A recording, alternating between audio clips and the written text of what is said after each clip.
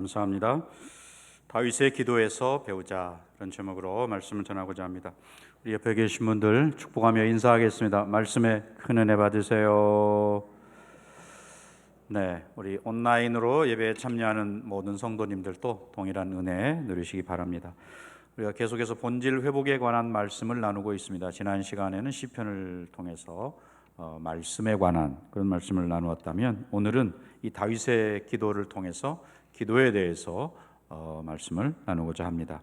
금년에 우리가 회복과 변화를 목표로 가정의 회복, 무엇보다 신앙의 회복, 그리고 가정의 회복, 또 교회 공동체성의 회복을 이루자, 이런 목표를 정했습니다.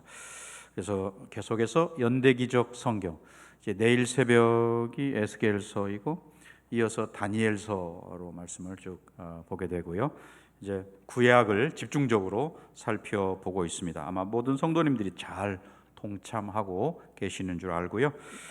또 이렇게 공예배에 대면으로 또는 비대면으로 예배에 참석하면서 그동안에는 예배의 소중함을 잘 우리가 느끼지 못하다가 이렇게 예배 한번 참석하기가 쉽지 않은, 무슨 입시 보는 것처럼 경쟁률이 있고 이래가지고 예배가 소중하다는 것을 좀 이런 좀 좋은 방법은 아니지만 그러다 이런 것들을 통해서라도 예배의 소중함을 발견하게 되었고, 또 성경에서는 이미 태초부터 가정의 소중함을 충분히 말씀하고 계셨는데 사실 우리가 등한히 여기고 소중하게 여기지 못하다가 코로나를 통과하면서 가정이 소중하구나, 또 가정 예배가 얼마나 중요한가, 또 자녀들에게 신앙을 물려준다는 것이 얼마나 귀한 일인가, 이런 것들에 대해서 깨달음을 갖게 되었습니다. 오늘까지 우리 유아부가 성경학교를 마쳤고요. 이제 다음 주에는 이제 영아부가 또 마쳐지게 되고, 오늘부터 초등부하고 참사랑부 성경학교를 시작하게 되었습니다. 여러분 기도해 주셔야 되겠고요. 중국에서 중국 선교를 51년 동안 하고 중국에서 생을 마친 허드슨 테일러라는 선교사가 계십니다. 그분이 소위 그 CIM이라고 China Inland Mission, 중국 내지 선교회를 설립하신 분인데, 그래서 우리가 허드슨 테일러를 내륙 선교의 아버지 이렇게 부릅니다. 왜냐하면 그 전에는 이제 윌리엄 캐리, 인도에 갔던 영국의 윌리엄 캐리라는 선교사는 이 복음을 전할 때 해안선을 중심으로 해안선을 따라서 복음을 전하는 일을 했습니다. 그래서 많은 선교사들이 그 뒤를 따라서 해안선 중심으로 이렇게 복음을 전하는 일들을 했습니다. 그런데 이 허드슨 테일러는 이제 좀 내륙으로 깊숙이 들어가서 복음을 전하자. 그래서 중국 내륙으로 그가 들어가게 됐고요. 특별히 허드슨 테일러는 믿음 선교, 페이스 미션이라고 우리가 보통 그러는데, 어떤 조직이나 단체의 후원을 받는 게 아니고 그저 필요에 따라서 하나님께 기도해서 응답받고 주시는 대로 사역을 하는 그런 선교를 주창하기 때문에 믿음 선교의 아버지, 또 이렇게도 우리가 부릅니다. 그래서 어느 날 이 허드슨 테일러에게 기자가 질문을 합니다. 선교사님은 정말 그렇게 헌신적으로 중국 선교를, 그때 1890년 이후 중국은 얼마나 힘든 상황이었겠습니까? 우리나라도 물론 마찬가지지만 그 힘든 상황, 그런 속에서 헌신하고 또 사역을 행복하게 그렇게 하셨는데 그 비결이 뭡니까? 할 때에 허드슨 테일러의 대답이, 제 헌신과 행복의 비결은 하루를 어떻게 시작하느냐에 달려 있습니다. 그러면서 그 연주하는, 악기를 연주하는 연주자가 연주회 시작하기 바로 전에 악기를 조율하지 않습니까? 연주회 끝나고 조율할 필요는 없겠죠. 연주 끝나고 조율하는 사람이 있다면 그 사람은 어리석은 사람이겠죠. 그런 것처럼 나는 하루의 시작을 하나님의 뜻에 맞춰서, 내가 오늘 해야 할 일 하나님의 뜻에 맞춰서 시작하는 소위 그 새벽 기도가 참으로 나에게는 행복한 그리고 헌신의 사역을 감당하는 원동력이었다, 이런 이제 간증을 하신 거죠. 그렇게 했습니다. 또 우리가 잘 아는 오스트리아의 하이든이라는 교향곡을 많이 쓴 교향곡의 아버지라고 그러죠. 106개나 작곡을 했다니까 대단한 거죠.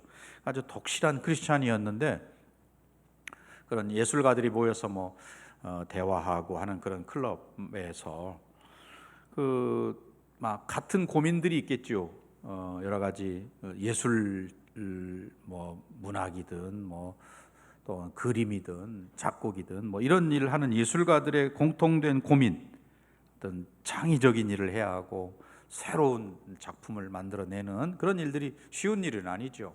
그런 고민과 고통을 주제로 이렇게 이야기를 하다가 이제 하이든 차례가 됐는데 하이든은 나는 우리 집에 작은 골방이 있습니다. 그래서 이런 고민이 있고 고통스러운 문제가 있고 그러면 그 골방에 들어가서 하나님께 기도합니다. 그리고 그 골방을 나올 때는 내 안에 그런 빛이 비춰지게 됩니다. 이런 간증을 했다고 그래요. 정말 우리가 힘들고 어려울 때, 지금 코로나 때문에 다들 힘들잖아요. 또 이렇게 예배 참석하신 분들은 그래도 다 전화해가지고 통과되신 분들 아니에요. 막 10시 되면 이제 다들 전화하면 다행히 통화가 되면 다행인데 계속 통화 중이고, 또 통화 중 끝나서 전화했는데 그 다음에 목사님들 대답이 뭐예요? 이미 다 찼습니다. 이렇게 되거든요. 그러다 보니까 막 짜증도 나고, 아니 이렇게 해서 교회를 가야 되나 이런 마음도 생기고 또 화가 막 나고 이런 상황이 됐거든요. 자, 우리가 이렇게 힘들고 지칠 때, 코로나라는 이 상황 속에서 많은 사람들이 다 대부분 분노를 가지고 있습니다. 또는 우울함이 있습니다. 우울증이 깊어져 간다고 그러는데, 그럴 때 우리는 이런 어려운 일을 만날 때 제일 먼저 무슨 생각을 하십니까? 제일 먼저 떠오르는 생각이 뭐냐? 이 문제를 해결해 줄 사람을 찾거나 아니면 방법을 찾거나.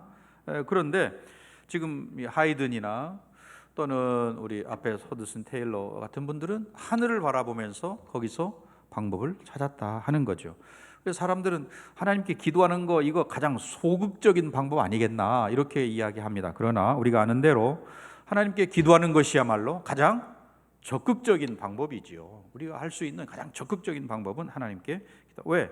하나님은 나의 고민의 문제, 고통의 문제를 잘 아시고 나를 만드신 분이었고 나를 충분히 도와주실 수 있는 분이고 나를 누구보다도 사랑하시는 그런 분이기 때문에 우리가 어려울 때 골방에 들어가서 매일매일 기도하는 거, 이거야말로 아주 중요한 일이고, 그리고 이것은 그냥 되는 건 아니죠. 훈련이 되어야 할 일이지 그냥 마음만 먹는다고 해서 될 일은 또 아니라는 거지요. 우리가 기도 그러면 기도를 뭐라고 표현하죠? 영적인 호흡이다 이런 말을 하죠. 기도는 호흡이다. 그러면 우리가 호흡을 개인차가 있겠지만 보통 한 9분 이상은 못 참는다고 그러죠. 사람들이 아무리 많이 해도 9분 이상 하면 죽는다 이렇게 이야기합니다. 영적인 생활, 일주일 동안 기도 한 번 안 했는데 아무런 감각이 없고 문제가 안 느껴진다면 이거는 영적으로 죽어 있든지 병들어 있든지 심각한 문제인 것이죠. 네. 또 기도는 영적인 대화다 이런 말을 씁니다. 대화라는 것은 인격적인 만남인 것이고 소통의 수단인 것이고, 그러죠? 하나님 아버지, 물론 우리가 아버지 그러면 아버지에 대한 이미지가 좀 다 다를 수 있고, 또 우리 한국의 그런 유교적인 문화에서 자란 그런 사람들에게 있어서 아버지는 어떻게 친밀하다 이런 느낌을 갖기가 좀 쉽죠. 엄격하고 과묵하시고, 이렇게 아버지하고 엄마하고 갈 때도 혼자 멀리 앞서가고 어머니는 그저 뒤 쫄래쫄래 따라가고 이런 느낌으로 우리가 가지고 있을 수 있어요. 그러나 그 하나님 아버지, 우리에게 정말 친밀하시고 또 다정하고 또 우리의 문제를 해결해 주실 수 있는 그분과 그런 대화, 끊임없는 대화, 성령님 안에서 우리가 대화하는 것이야말로 굉장히 중요한 일인데, 어떤 분은 그 대화를 일방적으로 자기 말만 막 하고 돌아서 가는 그런 분도 계시고, 또 어떤 분은 그저 묵상을 통해서 하나님 말씀을 계속 듣기만 하는 그런 것도 있고, 이것도 좀 문제죠. 균형이 잡혀야죠. 하나님께 아뢰고 또 하나님의 말씀을 듣고, 이런 게 균형 잡힌 그런 기도 생활 중요하죠. 또 이렇게 기도하면 우리가 하나님께서 우리의 기도를 응답해 주시죠. 네, 응답을 받을 때 우리는 기쁨이 있습니다. 내가 이렇게 기도했는데 하나님께서 이렇게 응답해 주셨다고, 내 기도에 응답해 주셨다, 이런 기쁨이 있죠. 그러나 뭐 우리가 무조건 기도한다고 해서 또 다 되는 건 아니지요. 어떻게 기도해야 합니까? 믿음으로 기도해야죠. 믿음으로. 야고보 1장 6절 말씀에 오직 믿음으로 구하고 조금도 의심하지 말라. 의심하는 자는 마치 뭐와 같아요? 바람에 밀려동하는 바다 물결, 올라갔다 내려갔다 하는데 그 제자리에서 오르락 내리락 하는 거지 앞으로 가질 못하고 있는 그런 모습을 생각하면 되겠죠. 아무리 뭐 길게 기도한다 할지라도 믿음이 없이 하나님께서 내 기도에 응답해 주신다, 이런 믿음이 없이 뭐 길게 기도한다고 해서 그 기도가 무슨 소용이 있겠는가 하는 것이죠. 우리는 믿음으로 기도하는, 또 기도할 때 우리는 동시에 예수의 이름으로 기도하지요. 요한복음 16장 24절 말씀에 지금까지는 너희가 내 이름으로 아무것도 구하지 아니하였으나 구하라 그리하면 받으리니 너희 기쁨이 충만하리라. 네, 우리가 예수의 이름으로 구해서 응답이 될 때 기쁨이 충만하다. 무엇보다도 하나님의 뜻대로 구하는 게 중요하죠. 내 뜻대로가 아니고. 요한일서 5장 14절 말씀에 그를 향하여 우리의 가진 바 담대함이 이것이니 그의 뜻대로 무엇을 구하면 들으십니다. 아멘. 네, 어린애가 뭐 한 9살, 10살 먹은 애가 막 와가지고 부모에게 와서 나 결혼하려고 합니다. 쟤하고 결혼하려고 하는 결혼시켜 주세요. 그런다고 해서 허락할 부모는 없지요. 좀 기다려. 넌 아직 아니야. 때가 있다. 좀 기다려라. 이렇게 이야기할 겁니다. 하나님의 때와 맞아야지요. 하나님께서 뭐 그대로 응답해 주시는 예스 이렇게 하는 것도 있지만 아니라고 하시는 것도 있고, 때로는 기다려라 이렇게 하시는 것도, 이게 다 응답이라는 거지요. 오늘 본문은 앞에 사무엘하 6장에서 다윗이 그 하나님의 법궤를 오벳 에돔의 집에서 예루살렘 성으로 옮겨다 놓았습니다. 그러나 그때만 해도 예루살렘 성 안에 성전이 없기 때문에 이 언약궤, 법궤가 어디에 있는 거예요? 천막 안에 있는 겁니다. 그래서 다윗의 마음에 나는 이렇게 좋은 집에 있는데 여호와의 궤가 저 천막 안에 있구나, 늘 마음에 걸려서 나단 선지자를 불러서 자신이 이 하나님의 법궤 성전을 지어야 되겠습니다, 이렇게 이야기하는 거죠. 사실은 귀한 거죠. 하나님을 위해서 내가 이런 일을 하겠습니다. 상당히 귀한 일이고, 또 그 아들 솔로몬이 아버지의 그런 모습을 보고 이렇게 나중에 이야기하는 게 열왕기상 8장 18절 말씀에 나오는데, 솔로몬이 뭐라고 했냐면 여호와께서 내 아버지 다윗에게 이르시되 내가 다윗이죠, 내 이름을 위하여 성전을 건축할 마음이 있으니 이 마음이, 성전 건축고자 하는 이 마음이 내게 있는 것, 다윗의 안에 있는 이것이 어떻다고요? 좋도다, 그렇게 말했어요. 영어 성경에는 did well, 아주 잘했다 이렇게 칭찬하는 그런 말이거든요. 그 다윗이 여호와를 위하여 성전을 지으려고 한 그것이 하나님을 기쁘시게 했다. 그래서 하나님께서는 뭐라고 말씀하시냐면 네가 나를 위해서 집을 지으려 하느냐? 그거는 이제 네 아들 때에 가서 할 일인데, 하지만 네가 나를 위해서 집을 지으려 한 그것은 너무 소중하니 내가 오히려, 하나님께서 다윗의 집을 위하여 집을 짓겠다, 이런 말씀을 하세요. 즉 다윗 왕조가 계속 될 것을 축복하시는 그런 내용이거든요. 그러니까 이 나단 선지자를 통해서 하나님께서 다윗에게 주시는 축복의 말씀이 사무엘하 7장 11절부터 17절, 오늘 본문 바로 앞부분에 해당되는 부분이 하나님께서 다윗에게 주시는 축복, 소위 말하는 다윗 언약의 내용입니다. 하나님이 다윗에게 그런 약속을 주세요. 네. 대표적으로 16절 한번 읽어볼까요? 16절, 내 집과 내 나라가 내 앞에서 영원히 보존되고 내 왕위가 영원히 견고하리라 하셨다 하라. 아멘. 네, 실제로 그렇잖아요. 북이스라엘은 막 왕조가 여러 번 바뀝니다. 뭐 반역, 배반, 혁명 뭐 이런 것들로 인해서 부하가 왕을 죽이고 자기가 왕이 되고 이런 일들, 이런 일들이 북이스라엘은 여러 번 있었습니다. 그러나 남유다는 계속해서 다윗의 후손이 왕위를 이어가는 하나님의 축복 약속하신 대로 그대로 되어졌습니다. 그래서 하나님께서 지금 다윗에게는 당대의 번영을 약속하시고, 이 8절부터 11절까지가 그런 내용이거든요. 또 다윗의 후손들에 의해서 영원히 왕조가 계속될 것이다, 이게 이제 17절까지 되는 말씀입니다.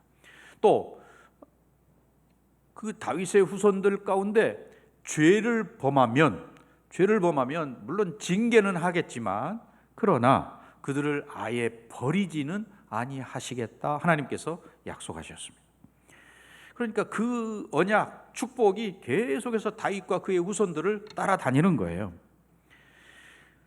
오늘 본문은 다윗의 기도 내용, 18절부터 29절까지는 다윗의 기도 내용인데, 자기가 이제 성전을 짓겠다라고 하는 생각을 접고 여호와 하나님께서 원하시는 하나님의 계획, 하나님의 뜻대로 내가 거기에 순종하겠습니다 라고 하는 그런 생각을 가진 다윗의 기도, 이 기도를 보면 다윗의 믿음, 다윗의 생각, 다윗의 신앙 자세, 이런 걸 우리가 알 수 있는데, 그러니까 다윗은 지금 나단 선지자를 통해서 하나님께서 다윗과 그의 자손들에게 주신 큰 은혜의 언약, 다윗 언약을 듣고 어떻게 하느냐, 이게 18절 이렇게 시작됩니다. 18절 같이 읽어보겠습니다.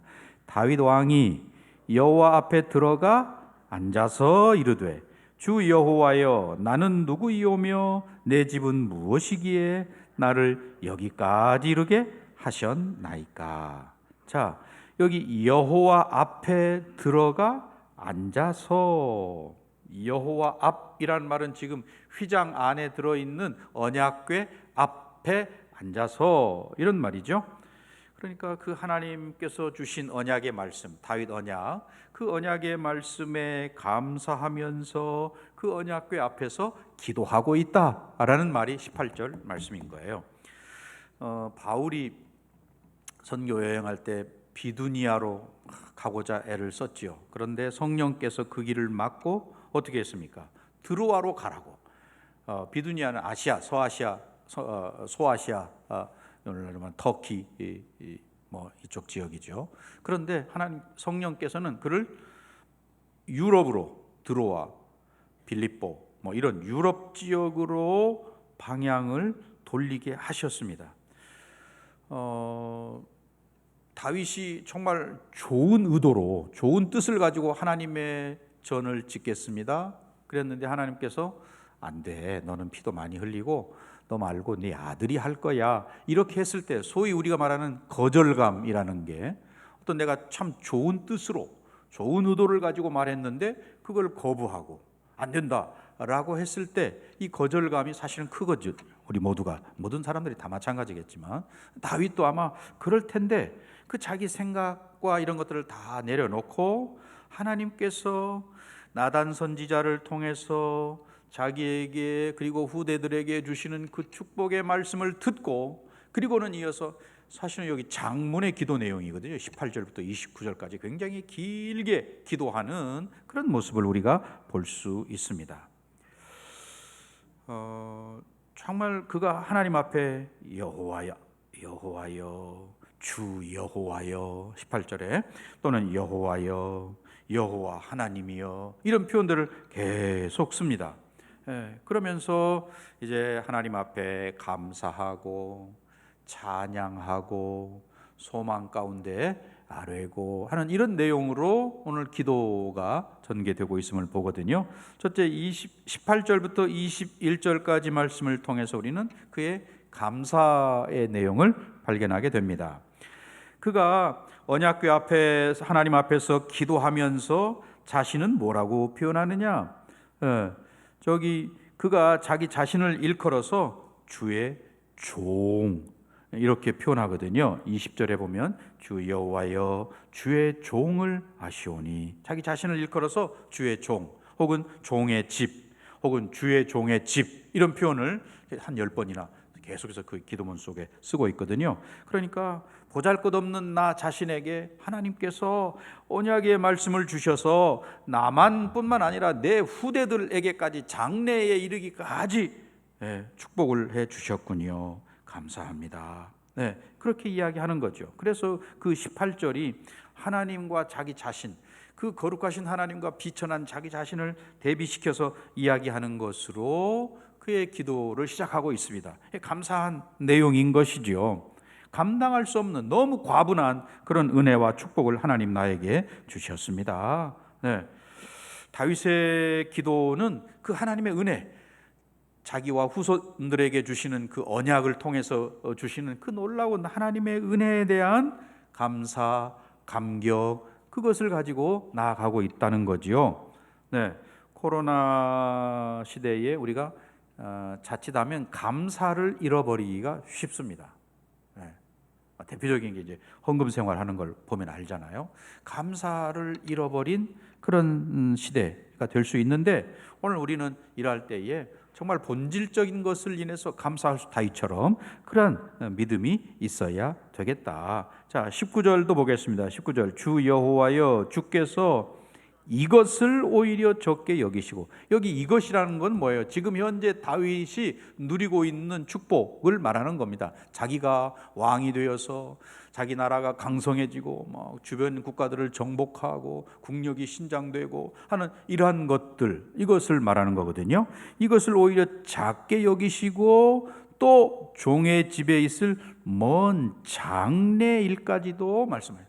대대로 왕위를 이어가는 다윗 왕국, 나중에는 어디까지 갑니까? 예수 그리스도에게까지 이르는 거 아니에요? 다윗의 후손이 예수님, 온 왕의 왕 되시는 예수님에게까지 가니까 그런 것들을 내다보면서 하나님 앞에 감사하는, 현재 이 주신 이 복도 감당하기 어려운데 미래에 대한 놀라운 축복까지 해주시는 것에 대해서 크게 감격하고 있다. 저와 여러분도 마찬가지죠. 우리도 너무 보잘것없는 작은 자들인데 하나님께서 말씀을 주시고 성령을 통해서 하나님의 말씀을 깨닫고 믿어지게 하고 구원의 반열에 서서 하나님께서 우리 머리에 존귀와 영광으로 관을 씌우시고 이런 놀라운 일들, 우리에게 행하신 이런 것들 감사할 수밖에 없는 거죠. 자, 20절 다시 한번 읽겠습니다. 주 여호와는 주의 종을 아시오니 다윗이 다시 주께 무슨 말씀을 하오리까?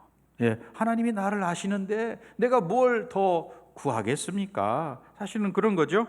그 감사의 마음을 내가 말로 표현할 수 없습니다. 하나님이 누구신지, 하나님은 특별히 전지하신, 다 아시는 하나님이시기 때문에 내가 뭐 거기에 대해서 뭐라고 말할 수 있겠습니까? 나보다 나를 더 잘 아시는 하나님, 또 나를 향하여 놀라운 계획을 가지신 그 아버지 하나님, 나를 사랑하기 때문에 독생자까지 그냥 내어주신 그 하나님의 사랑, 이런 것들이 우리의 감사의 기도의 제목인 줄 믿습니다. 그래서 하나님께 이런 감사가 있는 사람들은 하나님을 예배하지 않을 수 없는 거죠. 예배 자리에 나오는 우리 모두는 다 이런 감사를 가지고, 감사를 들고 하나님 앞에 나가야 된다. 삶 속에서 베풀어 주신 하나님의 은혜, 또 놀라운 약속, 후대들에게까지 영원한 약속을 우리에게 주셨는데 그런 것들에 대해서 감사함이 예배라는 것이죠. 오늘 정말 저와 여러분에게 어떤 감사가 있는지, 오늘 이 시점에서 어떤 감사가 있는지 자신을 돌아보고 다윗처럼 감사하는 우리 모두가 되시기를 주님의 이름으로 간절히 축원합니다. 두 번째는 찬양이지요. 22절부터 24절까지의 내용입니다. 하나님께서 이스라엘을 구하시고 또 영원히 그들의 하나님 되어 주심에 대해서 하나님의 위대하심을 찬양하고 있다 하는 건데요. 자, 제가 21절, 여러분이 22절을 한번 읽어주시면 좋겠습니다. 주의 말씀으로 말미암아 주의 뜻대로 이 모든 큰 일을 행하사 주의 종에게 알게 하셨나이다.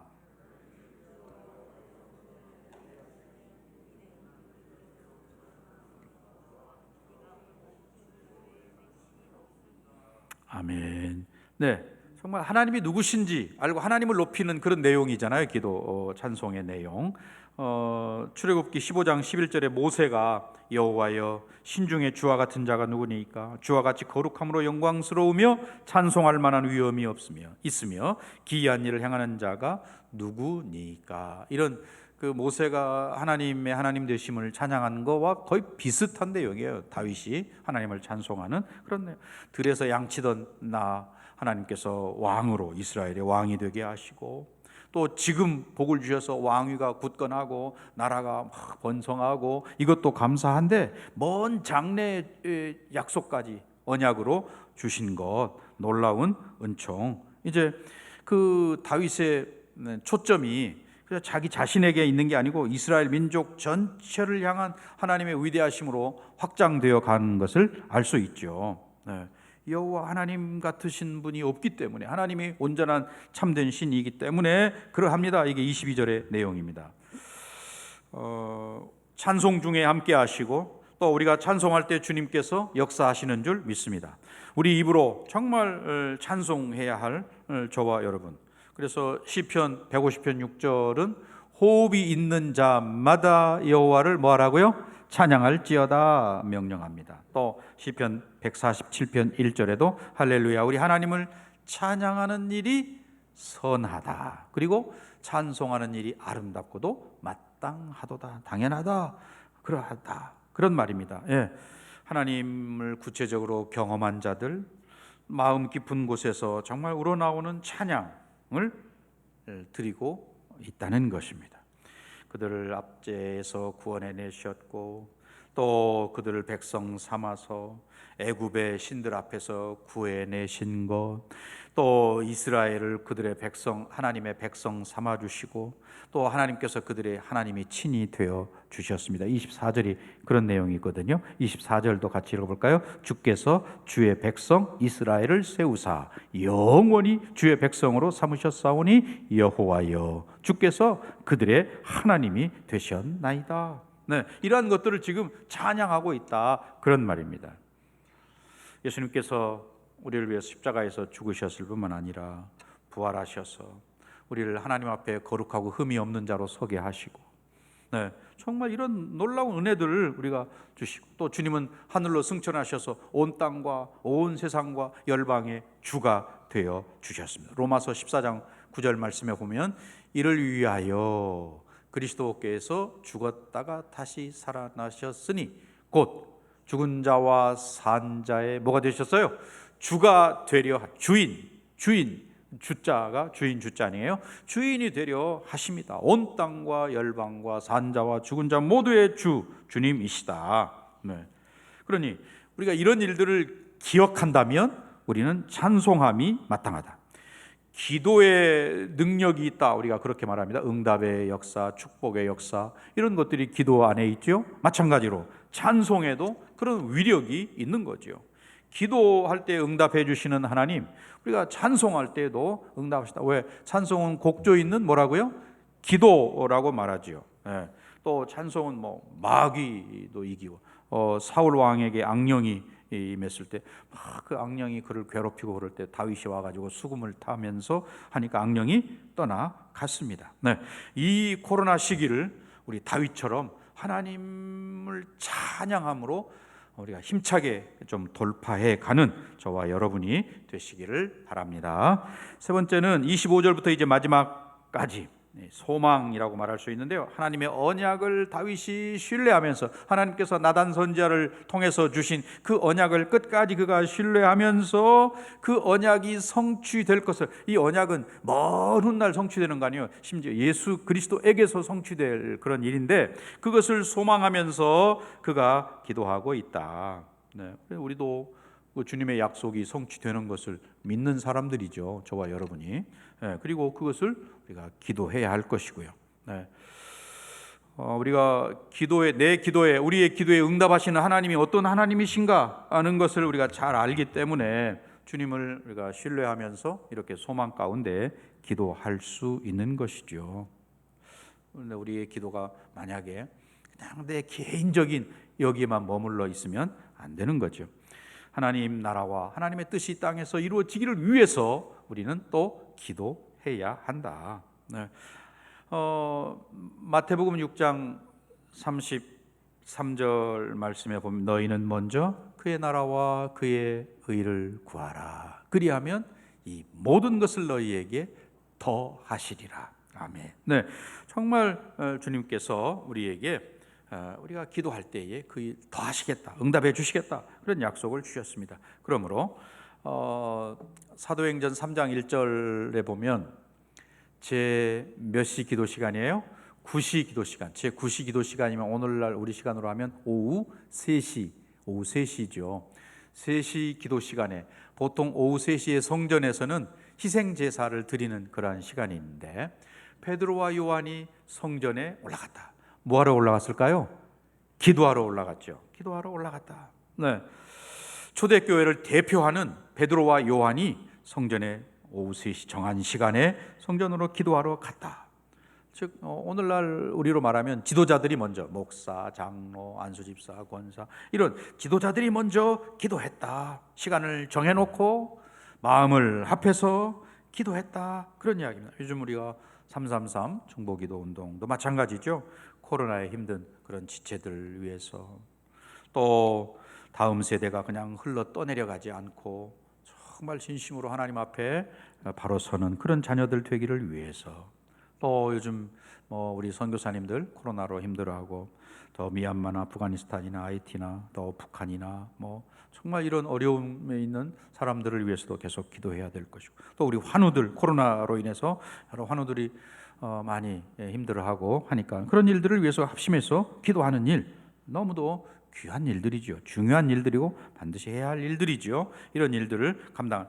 오늘 다윗 결론을 말씀드립니다. 이 다윗을 통해서 다윗의 기도, 특별히 다윗의 기도를 통해서 우리는 다윗이 하나님 앞에 감사함으로 나에게 주신 것도 너무 감사한데 나같이 미천한 자를 들어서 왕 삼아 주신 것도 감사한데 놀라운 약속을 후대들에게까지 주시는 그 하나님 감사합니다. 감사가 그의 기도 내용의 첫 번째였습니다. 오늘 우리도 하나님 앞에 감사하는 저와 여러분 되시기 바라고 그는 또 찬양으로 하나님께 나아가 하나님의 하나님 되심과 하나님의 위대하심과 하나님의 일하심 그리고 하나님의 역사 하나님의 놀라운 축복 이 모든 것들을 찬양했습니다. 찬송의 능력을 갖는 저와 여러분 되시기 바라고 마지막으로 그는 하나님의 언약이 후대까지 계속해서 이루어질 것을 소망하면서 기도했습니다. 우리는 주님 다시 오심으로 그런 소망이 완성되기를 바라면서 다윗은 그의 가문에서 예수 그리스도 메시아가 올 것을 내다보면서 기도했다면 이제 우리는 다시 오실 주님이 우리 가운데 오셔서 세상을 새롭게 회복시키시고 하나님 나라를 완성하시는 그 날을 소망하면서 우리도 함께 기도하는 거예요. 다윗은 오실 메시아를 위해서 기도해 우리는 다시 오실 주님을 소망하면서 기도하는 그런 믿음 있는 저와 여러분 우리 모두가 되시기를 주의 이름으로 간절히 축원합니다. 기도하겠습니다. 사랑하신 아버지 하나님 감사합니다. 우리를 주께서 택하셔서 많은 사람 가운데 뽑아서 하나님 자녀 삼아 주신 것 감사하고 일마다 때마다 도와주시며 함께 하신 것도 감사하고 우리가 기도하면 응답해 주시는 놀라운 은혜도 감사를 드립니다. 아버지 전능하신 하나님께서 우리의 하나님 되심을 나의 아버지이심을 늘 감사하고 찬양하는 복된 성도들 되게 하여 주시옵소서. 소망 가운데 믿음을 가지고 나아가 간구함으로 응답받는 모든 성도들 되게 하여 주옵시고 특별히 우리가 다른 사람들을 위해서 중보하며 기도하는 기도의 용사들 되어지기를 원합니다. 교회의 중직들이 더 깨어 기도하게 하여 주시옵소서. 예수님의 이름으로 기도하옵나이다. 다 같이 일어나신 후 믿음으로써 우리가 찬양합니다.